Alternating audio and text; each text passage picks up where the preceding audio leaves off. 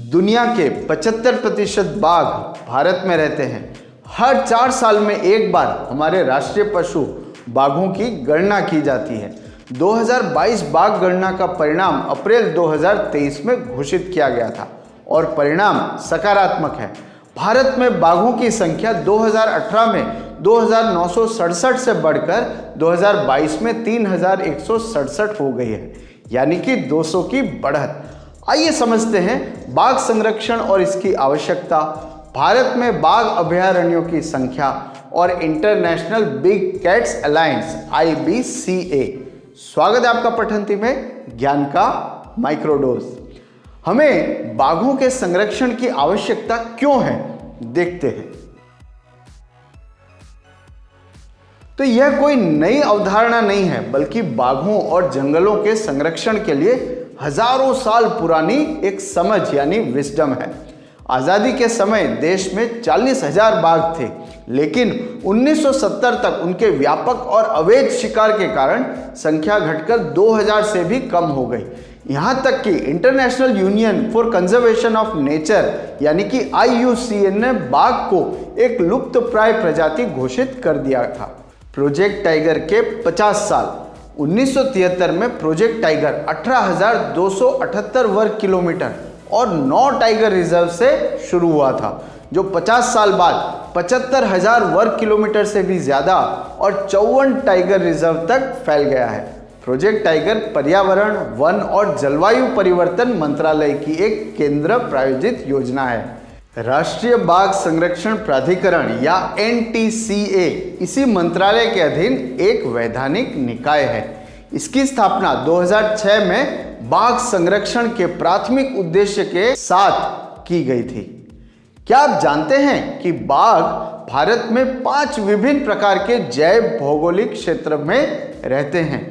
शिवालिक गंगा के मैदान, मध्य भारत और पूर्वी घाट, पश्चिमी घाट, उत्तर पूर्वी पहाड़ियां और ब्रह्मपुत्र बाढ़ के मैदान और सुंदरवन।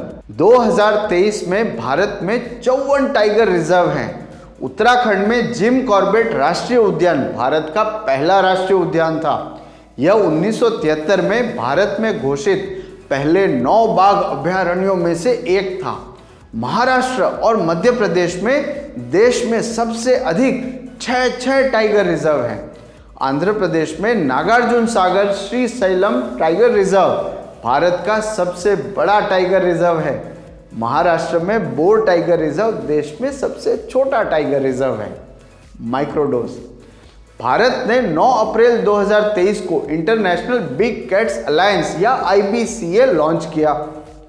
IBCA दुनिया की 7 प्रमुख बड़ी बिल्लियों की सुरक्षा और संरक्षण पर ध्यान केंद्रित करेगा, जिनमें शामिल हैं बाघ, शेर, तेंदुआ, हिम तेंदुआ या स्नो लेपर्ड, पूमा, जैगुआर और चीता।